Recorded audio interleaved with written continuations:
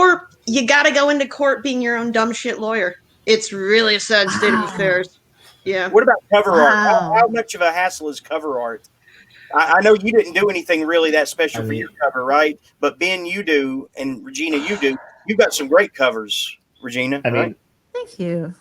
Like the books I've self-published, I made the artwork myself, but it's not too hard to find cover art. Like there are much like writers, there are tons of starving artists chomping at the bit to get some money to do a book cover for someone. Now, which cover did you do? Story of the Wild? I did it. No, that was Matthew Revert. I'm flattered you'd think I had that skill, but I did the cover for Skies Black and Blue Like a Battered Child, and for Dr. Sodom and Mrs. Gomorrah, and also for the Tomato Garden. Okay, those are photography, right? Well, Dr. Sodom and Mrs. Gomorrah and Skies Black and Blue Like a Battered Child. I did take both those pictures. The Tomato Garden, I used stock photos. How much did they pay? How much did they cost? I used a free site. Oh, okay. I found decent, Strange said before that was offensive when I asked somebody how much they paid for something. I don't know why. I mean, that's pretty common around here where I am. Yeah. If you want to buy something yourself and you know someone who has it, I mean, it's natural to ask how much it costs, right? Yeah, that's just. I thought that was weird how Strange took offense to that. But I don't know where he's at these days either, man. I hope that the fellowship isn't broken as far as Strange and Zach. I don't know what's going on in their heads right now, but was it? Did I annoy Zach and his religion? No, I don't remember. No. That was me, probably. I don't remember even saying anything about religion. Even if that's the case, Regina, it doesn't matter. I think you both had a good faith discussion the last time he was on here. I thought it went well. I thought it was a very good natured, and that's the thing. You even mentioned independently that you had a good discussion with him, and I feel like he's in a different mindset where he's just got to disprove you or something, and I just have a problem with that. And gosh, man, I hope this isn't going to be awkward when he comes on next week because he's going to hear this. But I don't know. We've got to get through this because, Regina is knocking him out of the park on her third show, as good as any of us, here. And so that's valuable. And so she stays. So there. Oh. And I'm happy to be here, but I just don't want to sow dissent and cause problems. But that's the thing. You're not. It may look that way, but you're not. I swear. And hopefully, Zach gets with it too, and we can work. What's wrong? Check the chat. Okay. Well, you come in if you want, brother. Have I said anything wrong? Have I said anything wrong? I don't think so. I don't think so. Okay. Oh, wow. I just noticed the chat. Yeah, man. It's cool that you can switch over and see. I guess that's the YouTube live chat. That's cool. Well, unless Strange wants to come in or anybody else, I want to thank Phoenix for showing up and Chad Lutsky and the private chat. Yeah, man. Chad, I loved Of Foster Homes and Flies, if you're still watching. Okay, let me have it. Well, first of all, it's pretty rude to mischaracterize someone's position when they're not available, when they're not here to defend. You're here. So You're here. You're always I happen to be.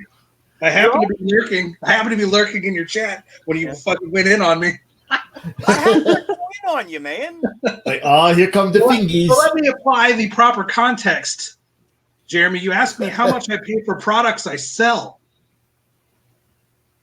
I thought I was asking Ask a business person how much he pays for the products he sells. I thought I was live on the air for anyone in the world to listen. That's like asking a person how much money they make. So what's your salary at your job? I didn't see it that way. How much do you pay? How much wholesale do you pay for the production of your card game? I was like, don't ask me that, dude. Well, no, I get like it not wanting to discuss that publicly, but just saying like, I don't want to discuss it publicly. Just ask me privately. I think that's a much better way to go about it. A whole different human being would take that approach, Ben. That's not. Unfortunately, I don't react that way.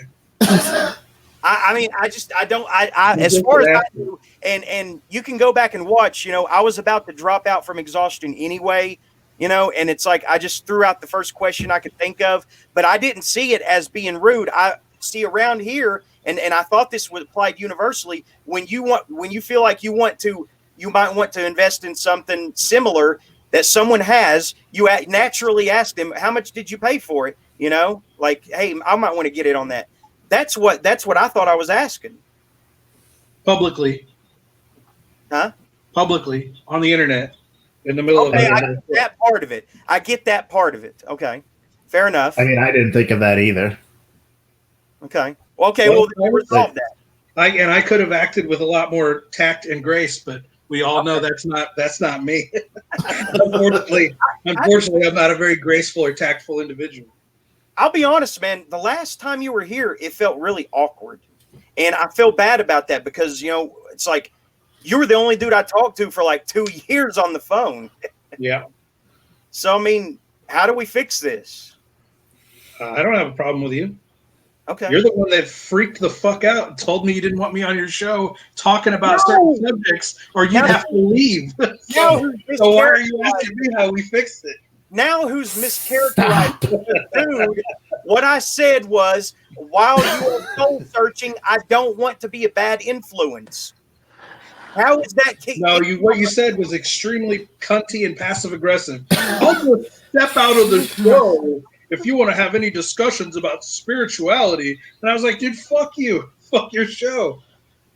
This is turning into a drama channel. This is how we're going to make money. It really man. Yeah. Talking about flat Earth. Blue Chew, please listen to this. This is good radio. So we got flat Earth. Flat Earth. We can check that off. We can check off internet blood sports. What else?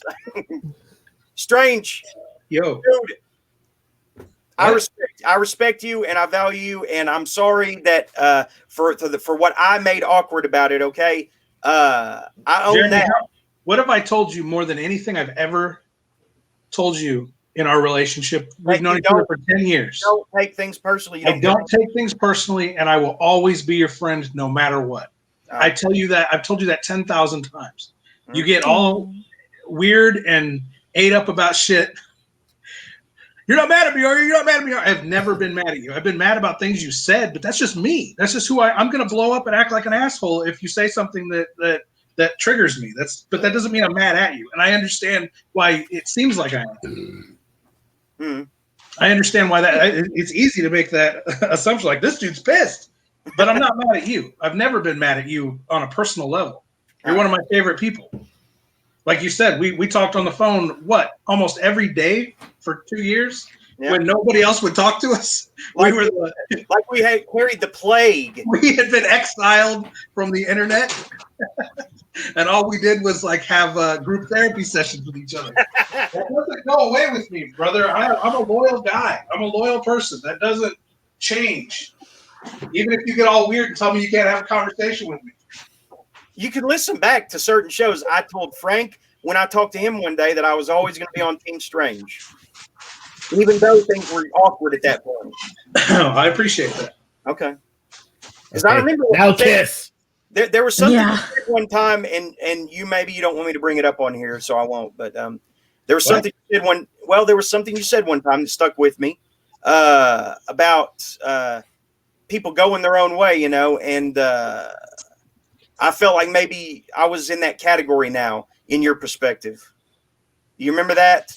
What you said? I don't. Okay, well, we'll talk about it some other time.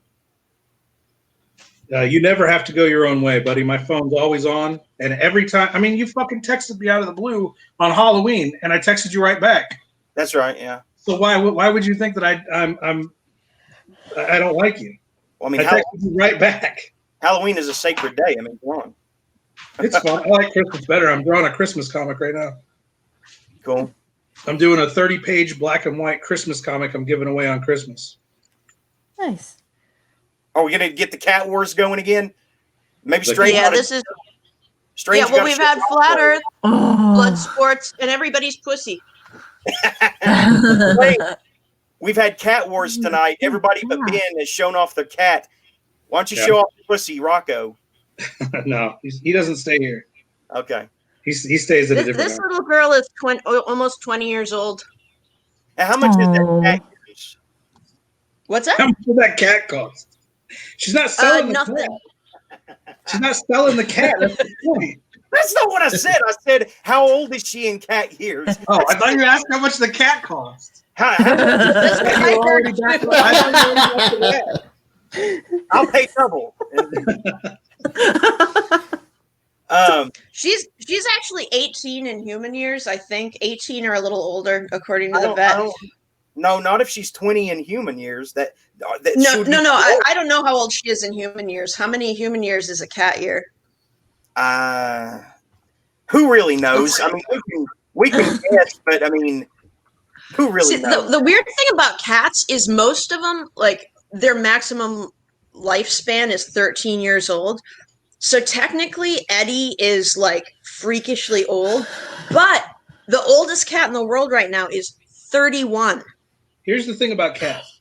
When you look at like cat psychology and how long a cat's memory is and things like that, it always comes down to the same thing. Cats remember whatever they want to remember and they forget whatever they want to forget. And it's the same thing with how old they get. They fucking die when they want to die. They'll just stick around as long as they fucking want to. They're cunts. Cats are cunts. They don't care. If they are spiting your life in any way, they won't leave you. They will never leave you. If they can offer you any grief in your life, they'll stick around. Check it out. This is from the American Association of Feline Practitioners. The first year of a cat's life is 15 human years. The second year is 9 years. And then after that, it's 4 human years for every one of their years. So Jesus, if I had Gracie back in 2004 and she was a 6-month-old kitten, then she's like an old lady, and that worries me. Rocco's 11 and he acts like a kitten. I mean, he doesn't act any different now than he did 5 years ago. And I guess he's just going to keel over one. I guess he's just going to fucking finally one day be like, all right, I fucked with you enough. Bye. Maybe Yeah, people just don't know what they're talking about, and maybe they're just guessing. I mean, Yeah. Well, Eddie was kittenish, when she was 13, 14, 15. It wasn't until she got diabetes that she changed. She got diabetes, and then I gave her insulin for a couple of years, and she actually came back from the diabetes. It was cured, but then she got kidney failure, so I'm sorry. maybe she's sick of me. you have two, So right? now, 2 or 3. what's up? You have 2 or 3 cats. I have 2, but in my mind I have 3 because of that one that got eaten by a coyote because she was adorable. She loved me so much. I'm still so pissed at the roommate who let her out Yeah, and the Oh my coyote. God. I don't trust hardly anybody with my cats. Like, that's why I can't go, on vacation anywhere now, is because, there's nobody I trust to not make a mistake and let one of them out. Yeah. I've been through that too, where a cat got let out when I had a bunch of friends over my senior year, and I woke up the next morning, could not find this one cat, and I found her 6 months later, led her to the back door by leaving a trail of hot dog weenies, got her when she got to the bottom step and put her in. She was dehydrated. And she had survived 6 months in the wild with no front claws, because we declawed her before we knew how cruel that was, So she got really good at smacking other cats in the house with just without a claw. She learned to just smack the hell out of them. But all right. So I think in the words of Gordon Ramsay, we shut it down. Yeah. Yeah. I've been pretty much exhausted ever since he told me I only had 4 fingers. I know. Well, it's hard to be an amputee. That is getting its own clip. I mean, I'm serious.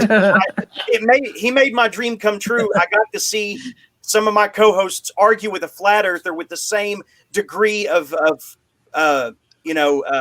vitriol as they do on those 7-hour Globe Earth shows or what. I realized a dream tonight. Just like I talked to the female wrestler last week that puts her ass in people's faces, I've realized I can cross two things off my bucket list. Yep, there you go. Jeremy, what do you think about I've watched Ann and Regina argue hopelessly with a guy who refuses to admit that 1 + 1 is 2. I'm sorry, Strange. What was it, Strange? I was going to say, what do you think of AEW crossing the Rubicon and joining forces with every other indie wrestling promotion other than WWE? Is that a fact? I know TNA, like quote unquote, invaded, right? So AEW and TNA are working together, but TNA and New Japan Pro Wrestling are working together. Somehow Ring of Honor's in that fucking mix too. Whoa. And it's not an official alliance, but NWA is all NWA and TNA are also they work closely together. And I think NWA and AEW have a working relationship where they swap their wrestlers back and forth. And so it's like every promotion that has a television show is now working together interpromotionally, except for WWE. So it's almost like territories are back, but it's cable television territories, not geographic territories. Whoa. And all the territories are working together except WWE. And AEW has the money to buy any contract. They just bought Sting. Yeah. How much did they pay for him? I was listening to Cornette yesterday. He threw around the number. He was making $5 million at TNA. Yeah, $5 million a year at TNA. No. He was making $500,000 a year at TNA. And so it's definitely more than $500,000. He basically said he wouldn't do it for less than what TNA was paying. So he's making probably around $1 million a year. Isn't that fucked up? Yeah, I mean, it sounds like somebody's finally going to take the fight to McMahon. Yeah. Well, that's when the thing about it is that's when McMahon is at his best.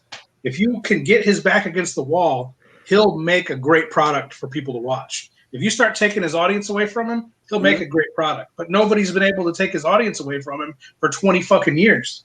Yeah. Do you know TNA is almost as old as WCW was its entire run? Really? TNA has been on TV. In there. They're still hanging in there. Yeah. Yeah, TNA has been on TV almost as long as WCW was on TV. So and Triple H put out the tweet, we're available for crossovers. Was he just being a smartass, or is he saying, hey, let me in on that? No, he's definitely being okay. Vince would never allow that. They would have to be, if it happened, it would have to be Vince's idea. You know how Vince They would have to lose to all the most inferior WWE in talent. That's what they did to Sting. They fucked Sting up. They fucking made him look terrible and then broke his neck. And they didn't understand why the fans wanted Sting versus The Undertaker. How fucked up is that? Vince didn't see the appeal of that match. God, man.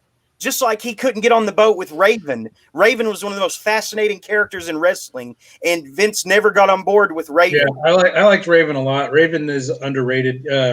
He's a I liked that whole WCW era of like the mid card because you had like Conan and his like Latin crew, and then you had the Luchadors. You had Raven's flock with Perry Saturn and all that. There was a lot of good talent over there during that era. Good it was like the waning attitude era when WWF like took back over in the ratings. WCW had a lot of good talent that was basically not being utilized because they were desperately trying to put Hulk Hogan over still. Yeah, that was when Hogan and Bischoff were booking, which was a disaster. Late era WCW. They thought they could go right into the Monday Night Wars and relive. You can't retread that territory. You have to do something new. Anyway, ladies, I know this is like geeky guy stuff. And I had to listen to a flat Earth debate. It's a little bit of pro wrestling. We'll be okay. Oh, and I'm the only person here who's actually lost body parts pro wrestling, so it's There not. we go. oh, It's that's not right. a subject that has no interest for me. Well, what did you lose though? Was it a hip or what? Teeth. Most of my front teeth. Yeah. Yikes. Yeah, so it wasn't as drastic as a hip. Okay. But you know what? I almost want to say it was worth it because it was a lot of fun till I broke my teeth out. Did you ever win a belt? I don't know what league or whatever you wrestled for. How much did you get? Oh, well, it Master, how was much you got scripted. paid, Jan? It was What's what? that? It was Making fun of scripted. Jan. It was scripted. It was okay. scripted. It was WWF style mud wrestling. Yeah. Uh, But you guys didn't have a belt. You told me you didn't have a yeah, belt. I mean, I won a belt technically, but I didn't really win it, if you know what I mean. Okay, they kept it. Yeah, they didn't let you have a trophy room, man. They should have given you a replica of it so you could put it, in a trophy room or something. I don't know. Right. Well, we played in bars mostly, so this was this wasn't a corporate thing. It was a bunch of restaurant employees in Madison, Wisconsin getting together. It wasn't midget wrestling, was it? Was it that midget wrestling You thing? think Anna's a midget? No, but that doesn't being a midget wrestling. She wrestled midgets. She smashed midgets. Yeah. Well, how do you think I won the belt? I was wrestling midgets. Wow. What the depths we've gone to here tonight. It's amazing. I mean, dude, listen. Speaking of midgets, I've been watching a ton of full moon movies on Tubi. Tubi's the free streaming app with ads, and they've got all of the full moon catalog on there, like 300 plus full moon movies. And I've been watching the old 80s movies, like the Trancers movies and Subspecies movies and Puppet Master movies and all that. And they have so many midgets in those movies. I absolutely am going to start putting midgets in everything I do. It's a blind spot in my exploitation entertainment that I had a midget in the Cotton Candy novella, and I believe that's the only midget I've ever written, and that is a travesty, a tragedy even. The damn shame is what it is. It is. I can't believe it. I had a blind spot. that was in a collection also, wasn't it? Strange Sex, which, by the way, all of the anthologies that I edited and published under Strange House Books are out of print. I kind of thought that would be the case. Why? Why were they taken out of print? Well, because Strange House is very different from when you established it now. But those were really good selling anthologies. Yeah, that's the novella Cotton Candy. It's about a woman who gets gangbanged by a bunch of furries, and one of the furries is a midget. That's hilarious. I mean, they probably should have contacted you to at least try to give you the rights back or something. That'll how anthologies work. They went out of their way to make sure they controlled the Strange House Books name, and they're going to contact me to ask me if I want the anthologies back. No. Wait. I mean, are you saying based on what you've said about it, they very much fucked you over in a very unforgivable way. Are you saying that, like, for instance, Vampire Guts in Nuketown, you don't control where that goes? That's my book. Okay. The anthologies that I edited and published. So Strange Sex, Gotcha. Strange Sex 2, Strange Fucking Stories, Zombie Brain Bang, A Very Strange House Christmas. Beer Run of the Dead. Did you do What? Beer Run of the Dead? Beer Run of the Dead? That's Don Noble's book. Oh, That's not an anthology. sorry. I listed off the anthologies that we published, and to my knowledge, they're all out of print. Strange That's House. all great. Yeah, I have quite a few of those on my Kindle, but I think I grabbed them when there was a bunch of giveaways for them. Yeah, man.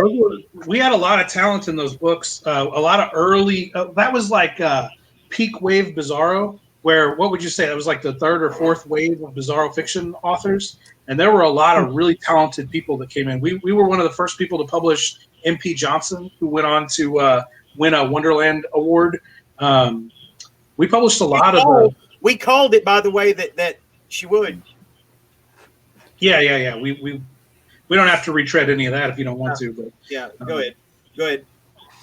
Well, my point being that these anthologies are actually really cool and they have a lot of really talented people in them. And it was an era where there was a lot of interest in Bizarro. Bizarro was on fire, and we had basically the pick of the litter of any authors we wanted to put out. So we would do calls for submissions for these anthologies and get 80, 100, 150 submissions. And it was such a pleasure to go through them because it was a bunch of great, weird, fucking whacked out fiction from new voices that hadn't been heard yet. Because at that point in time, really, you had Rooster Republic had just started doing anthologies around the same time we did.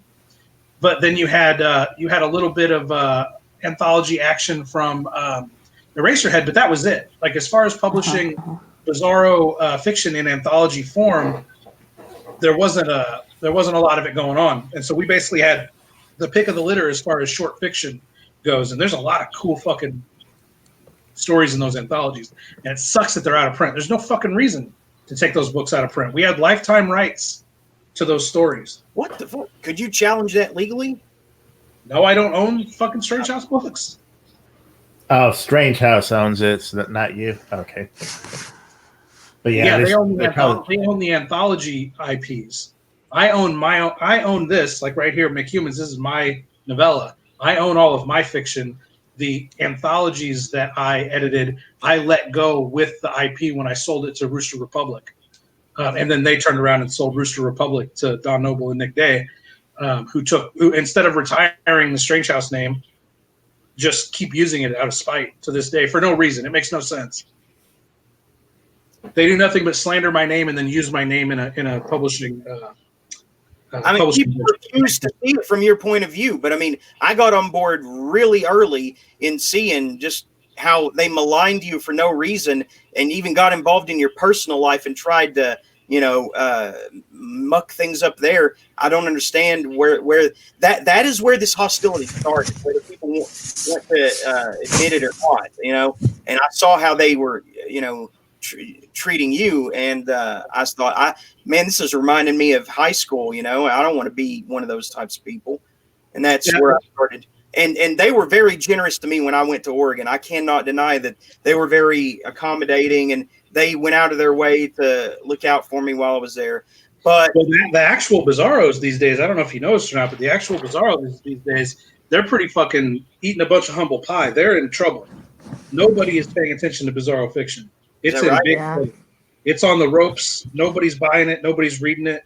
They don't have a lot to say as far as. That's not surprising. We predicted that. I mean, I know, but as I predicted it, I've always said publicly, I don't want this to happen. This is a great genre of weird exploitation fiction, and it deserves to exist. But it's controlled by these insanely hyper political gatekeepers that will just not let this genre flourish as a creative. It should be one of the most creative genres that you can work in, but the gatekeepers of Bizarro have created such strict rules and parameters on what's acceptable, what's socially and politically acceptable to publish in Bizarro, and it's just a damn shame. Yeah. It's just a real shame. Yeah. Let's do our own publishing house. Well, man, I know that your schedule has changed, but now this is a lot less awkward now. So I'm glad you came in and caught me. We already did that. You already had me on for fucking 3 hours. You caught me with a left hook coming in, and now it's less awkward. We got past that little bit of stumbling stutter steps or whatever, and so yeah, it's back on. You can come on when you want, even though I never banned you from the show. I didn't say you did. I said you very passively aggressively said, I'll leave the room if you talk about things I don't want to talk about. To which I said, I'm not going to be fair. I thought that was being fair. You say so. What are you saying? I have to be involved in a discussion I don't want to be a part of? I mean, no, I'm not saying that at all. Okay. I'm telling you, I could sell the shit out of these hot hands. But And are you smoking, Ann? That Vaping? depends on whether you consider CBD to be smoking. Oh, nice. Yeah. You'll pass out in a minute, right? No, CBD doesn't get you high, really. It just it's like aspirin, Hmm. but it's a lot more fun than aspirin because it has flavors and it has clouds of smoke. Mm-hmm. Well, what have we learned tonight, Ben? I learned that because the president's under the tree, the sky is an iPhone. And what did you learn tonight? I learned that all of my fingers are Schrodinger's cat. Schrodinger's fingers. Regina, what did you learn tonight? Never give a flat earther airtime, man. Out. Out. Strange, did you learn anything? Yeah, don't talk about flat Earth on this show. Fuck. Bunch of science deniers on here. All right. Well, I guess that's all right. It's time to change over, and I thank you all for coming. It's going to start echoing in a minute.